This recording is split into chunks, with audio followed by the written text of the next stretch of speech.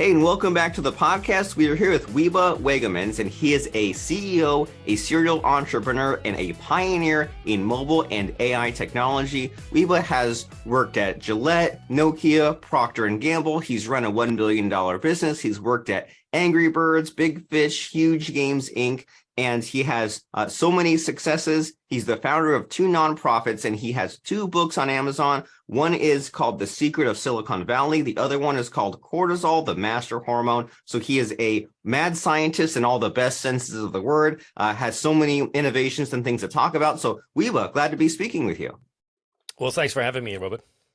And so we had an offhand conversation a few days ago about how in this day and age, there's so much information out there that you can kind of be more in control of your own health, and you can like measure your levels and do your own research and kind of be more educated and not be at the mercy of your doctor. So you have all these sorts of ideas and just like causes such as this. So what do you have to say to us about our bodies and our health, and what's your current passion? Yeah, I was late to the party. I was unaware when I was a kid, and later on, especially in nutrition, making lots of mistakes. Have been working out my whole life, so that was never that much an issue.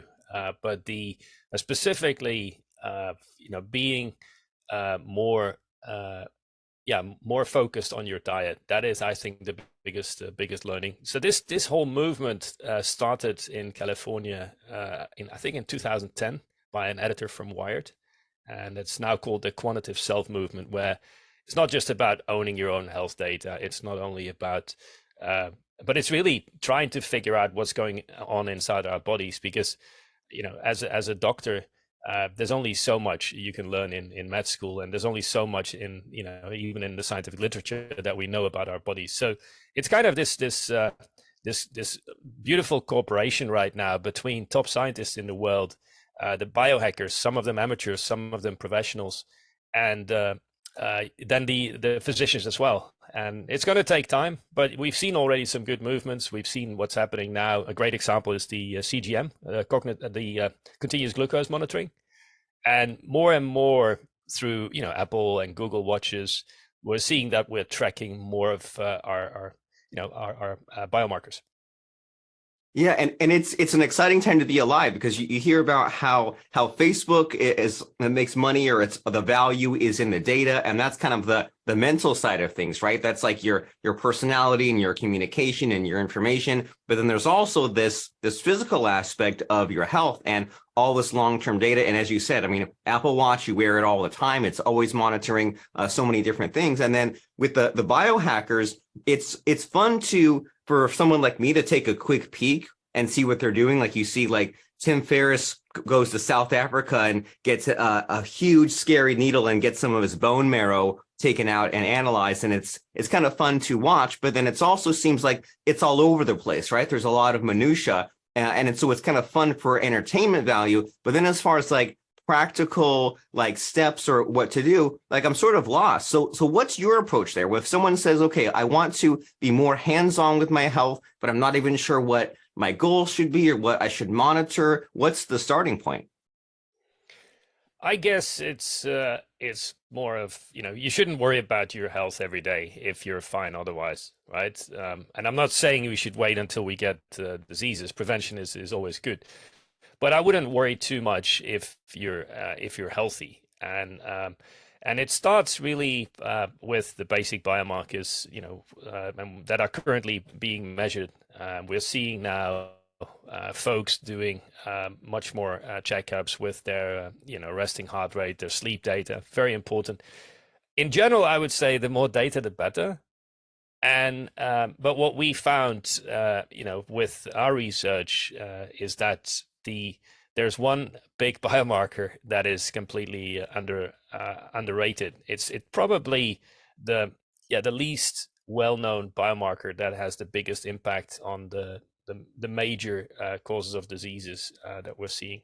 Think of whether you have sleep issues, infertility, mental health issues, all the way to early death through cardiovascular disease, and I can go on and on. And that is cortisol.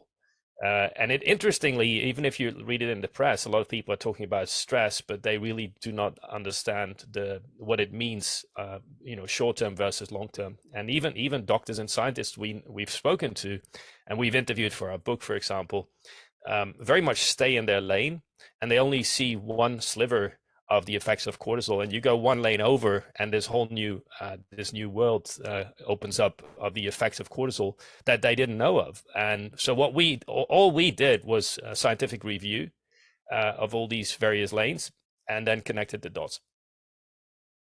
And so you mentioned cortisol, and when there's anything like scientific or medical, I'm always very careful to tell myself I know nothing, right? And I think to myself, like, let me go back to the basics and like look at the Wikipedia page and completely start from scratch. So like you hear about cortisol here and there, and you hear about like different like hormones and chemicals, right? You think that adrenaline is kind of the excitement, and you hear about like endorphins and serotonin are kind of the calming down ones. And then you hear about how cortisol is the stress hormone. But other than that, I know nothing, right? And so like if I get cut off in traffic, or if someone's running at me, I feel like suddenly very flushed. So is that cortisol flushing through my system, or is that part of it? Or if you talk about cortisol, like what is it? What's its function, and why should we be concerned about it? Yeah, there's a couple of hormones that get released into the blood immediately when we're in, these fight or flight moments. The first one is adrenaline. Uh, and that stays in half-life is 12 minutes, so that disappears pretty quickly. So the effects of adrenaline are not usually staying for hours and hours. Cortisol might take a bit more, up to a couple of minutes, to really change the biological processes in your body. But after a couple of minutes, it could stay for hours and days and months and years. And that is really what wreaks havoc. It helps us, right? That's why we use it for these situations, these fight or flight or freeze or fawn moments. But we've kind of learned in evolution that they come down, right? The same as a zebra. If the lion is kind of fading away in the background, probably cortisol level is going back down. That's not happening with the modern human. So we have probably, and these are estimates, there's not much good data about this, but estimates are 70-80% of the adult population in the US have imbalanced cortisol. So it starts with elevated cortisol levels that stays up for way longer than they should. It could be, as we discussed, could be a couple of hours, and then they might not come down because it's a diurnal curve that comes up in the morning, has a couple of peaks based on our food and exercise, comes down in the evening, and helps you go to sleep and kicks in melatonin levels, for example. So yeah, it's important, because when you have elevated levels for a longer period of time, what is very likely to happen that a lot of people don't know is that it's the number one cause of cardiovascular early death. And lots of people talk about processed carbs and so forth, but they tend to forget, especially the insulin that is the result of your nutrition goes hand in hand with cortisol. The other one is all the way from obesity, where 75% have some level of insulin resistance, to full-blown type 2 diabetes. I have discussed mental health. There's probably no mental health issue that is not related to cortisol. It could be a traumatic event in your childhood that is cortisol related, to such an extent that there's one scientific paper that shows when a mother delivers a baby daughter, the baby daughter already has the eggs of the granddaughter present. And that's been known forever. What they didn't know is that the cortisol levels, when they go too high in the grandmother, they not only affect the next generation, but actually the grandchildren. And that is just absurd how much this is, so yeah, we have genetics and epigenetics, but a lot of people forget the devastating effects of cortisol over, not just days but generations. And let's not forget a couple of other, let me throw out a couple of other points that we discovered. One is longevity. We all like to live a long and healthy lifespan, but telomere shortening is the cause of cell death, and cortisol is the main cause of that shortening process. So if you want to live longer, it's good to balance your cortisol levels. A lot of people don't know that, even in the longevity space. And I'd say last but not least is infertility and menopause. So lots of women, age is, and the same with menopause. You can't change time, but the next to time, which you have to go through these hormonal changes, what we see is that cortisol, and this has been established not just as correlation but causality, which is amazing, that cortisol actually has, again, this is guesswork because there's not enough data there, but it looks like a very large amount of women who suffer from infertility before the age of 35 have actually the ovulation is inhibited by cortisol. So that is big, and the same with menopause. All these symptoms where your estrogen is already going down, and you're having all these 144 symptoms in menopause. In the US, there's over 30 million women suffering from menopause symptoms. They worsen due to increased cortisol levels. That is a lot to think about as far as such long-term effects, not only like the decades of like the emotional stress that maybe began in childhood, but things that could be passed along to the next generation, menopause, infertility. You mentioned heart health, diabetes, and this is always a thing in health, right? How there's many times a root cause and there's like a long-term cause where maybe to fix a problem, it's better to get that longer lifespan or stay in good shape long-term and not wait until the end, and not wait until you're in really bad health to try to fix it. Better to get ahead of it and adopt these sort of healthy habits. And so you said earlier on that there's kind of no cause for alarm, right? You don't need to be anal retentive about always checking your data all the time, live a healthy lifestyle. So if someone says, okay, so I need to make sure I'm eating right, sleeping right, exercising right, having a good lifestyle, and then so where does the measurement of cortisol play into this, or how does the biohacking play in? Is it like a kind of a fun hobby, or do you think that everyone should be maybe looking at their health data somewhat? Yeah, I think the biggest problem, there's no disagreement among the scientists that cortisol is super important, and they estimate that now what we see with CGM, insulin has come to the fore, like it wasn't 10 or 20 years ago. And we know that tens of millions of people could benefit from continuous glucose monitoring. They estimate that when the measurement problem that cortisol is suffering from, when that's solved, and that could take years, right, before the awareness is out there in the world, that it will be up there with insulin. And not just, and I've just used insulin and diabetes and even obesity as just one use case, but there's plenty of others. It's not just a cause or correlation. In some cases, it's the effect. I'll add one more, which is not being validated, but the immunology lab at Yale identified cortisol as the only biomarker for long COVID.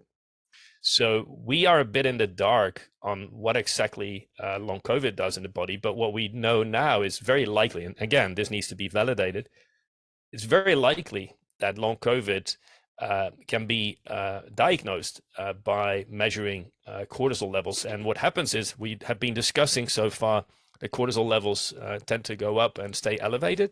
But at a certain point, when the brain says, I've done too much damage, I've produced too much cortisol, that affects, every biological process in your body, including, killing your brain cells. At a certain point, it will say, hey, let's produce much, much less.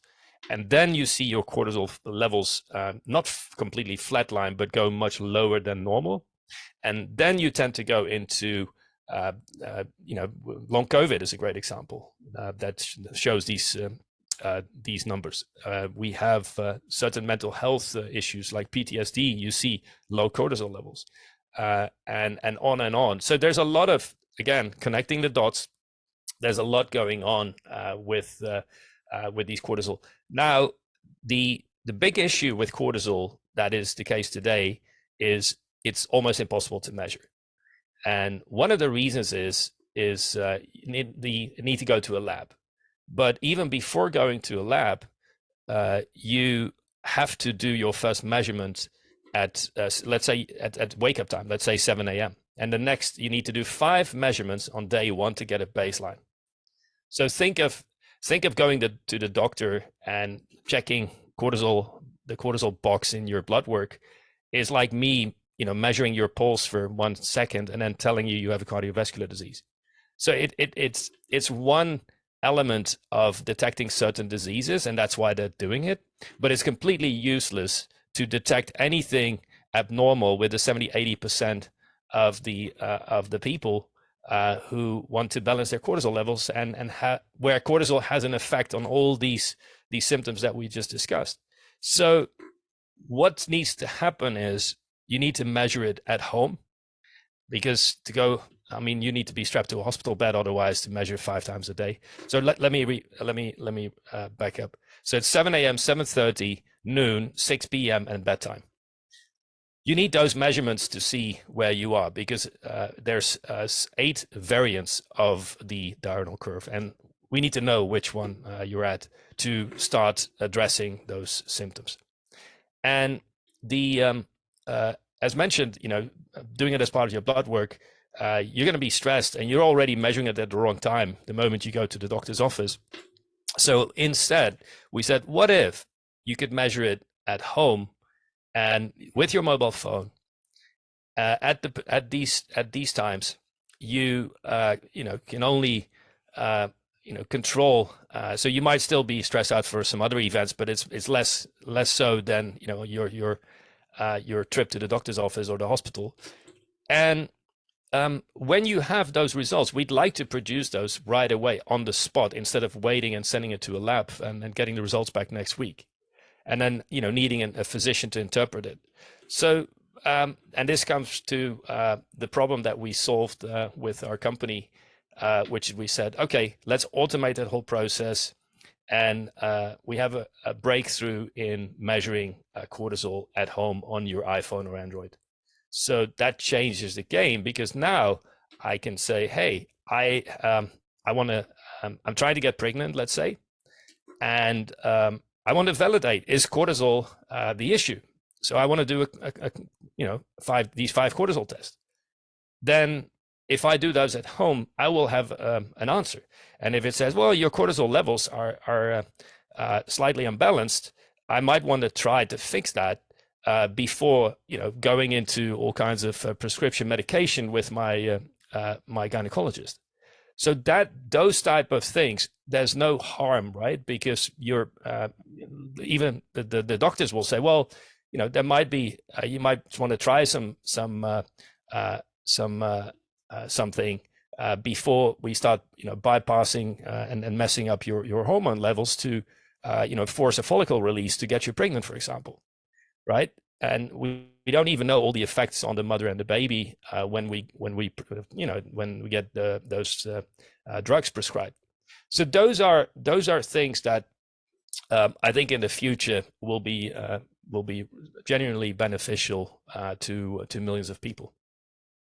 That's helpful. That's a very interesting glimpse into this whole sort of biohacking, sort of self-experimentation, long-term data kind of universe, where, like you're saying, sometimes you go to the doctor and they're only, and like, first of all, you might be measuring the wrong time of the day, but a doctor's going appointment to appointment. They're just seeing you for a couple of minutes, versus you are living with your body the entire time. And as we both know, sometimes a doctor is just guessing, right? Sometimes they say, let's try this medication, throw this at you and see what happens. And then, as you said, that may have some long-term effects, or it might just be more of a guessing game. So it's interesting and exciting to kind of take back some of the control of your own health and to measure some of these things. And in many cases, as you said, to just rule something out, right? To just say, well, this might not completely solve my problem, but at least I can say, okay, cortisol is the cause, or maybe it is not the cause. And so as far as this whole measuring cortisol at home and this device that your company has that kind of pairs to an iPhone, like what is it called and what does it do? How does it work? Yeah, so our company we're a startup in Silicon Valley. Our company is called Pardigm. And so what we did, we skipped an additional device. So the whole function of a lab scanner, which is why your samples, in our case, we use saliva, so 3 drops of saliva, which is we got used to that with COVID, obviously. It uses those strips, but we don't use any other hardware. So you have those similar strips to COVID, but then with the antibodies of cortisol on there, and you put 3 drops of saliva in, and we can read those tests for the first time ever with a mobile device. So no other devices are necessary. So we're replacing the whole lab scanner with your iPhone or Android. And how does that work? Because like with the testing strips with COVID, like the color changes, but how does it connect to the phone? Yeah, the way it works, and this is why the technological breakthrough is quite significant. That you have in COVID or a pregnancy test, you are waiting for the second line to appear if you're positive, right? And it's binary. You're either positive or negative. And there's hundreds of biomarkers, cortisol being one of them, where you need a quantitative measure. So let's say 3.9 nanograms per deciliter. And to read that, which is why you had to send it in the past to a lab, is it was impossible to do that at home accurately, right, with lab level accuracy. So the second line will always appear on those tests, whether it's cortisol or testosterone or estrogen or vitamin D, and in the future lots and lots of other biomarkers. But the second line will appear, but the light intensity will vary. And we pick that up with computer vision, which is an AI technology that gets detected on the sensors of the mobile phone hardware. They're now high enough quality with 16 bits sensors that, we couldn't have done this 10 years ago. Amazing. Well, that's a really cool breakthrough. And so your company, you say it's called Pardigm, and what's the website? And can someone order like a kit on the website, or what are the next steps here? Yeah, we're probably going to launch within a year's time. There's still a lot of testing that has to be done. We made the big breakthrough in the computer vision, but as you were asking, okay, what do you do now after the testing, and how do you balance your cortisol? That is a lot of stuff that we also want to work in. So the website is you can sign up for the waitlist on our website, pardigm.com, Pardigm. And so what we want to do is not just provide the diagnostics, but also what we call the recommendation engine. Think of it like a Noom 2.0, where we discuss the example of a lady who wants to get pregnant and wants to validate her cortisol levels. That's one, right? And then she could say, oh, it looks like I'm imbalanced. Is it possible? And as Professor Berga in our book has shown, that in her case study that she published, 87% of women that had elevated cortisol levels, she reversed them and got them to ovulate again. So the data is pretty spectacular on cortisol and balancing it. I can say the same about obesity, diabetes, mental health. In the future, I'll give you another example. In the future, if we have more data, you could probably build an early warning system for PTSD patients as well. Because as we discussed, all mental health issues have either cortisol as correlated as a cause or as an effect. And this goes from childhood all the way. So we can help with cortisol. Somebody who has is in the gym every day, a 25-year-old guy who has testosterone issues, because it's usually it starts and ends with cortisol, or we can because cortisol inhibits testosterone. Or we can help, grandmothers who are in their 70s or 80s and have issues with their estrogen and are afraid of, osteoporosis, Alzheimer's, and so forth. And again, the estrogen is also inhibited by cortisol. So it's really amazing the amount of use cases you can cover with cortisol. We are on the cutting edge and approaching the singularity. And so to make sure I have that website right, it is pardigm.com. Is that correct? That's right. Pardigm.com. Well, excellent. And so exciting, and we're looking forward to seeing what your company creates as you kind of get towards kind of this kind of consumer package figured out on the market. And as far as like general business, entrepreneurship, life advice, does anything come to mind as far as any helpful lessons you've picked up in your startup experience or in your business culture? Is there any like advice that you wish you'd received 20 or 30 years ago? Anything like really helpful or profound? Anything as far as like a life or business lesson? I would say everybody's afraid of failure, and I've probably taken more risks than others, but in some cases, what really needs to happen, and I've learned that the hard way many times, because I've made so many mistakes, where you have to try to stay open-minded, and you have to just say, okay, I'm going to swallow my pride and just move on. Checking your ego at the door, sometimes it works, sometimes it doesn't, but it's helpful to stay open-minded and keep learning. And that is something I see that teenagers and young adults in their 20s are much better in than for example, the scientists and doctors we speak to later in their career.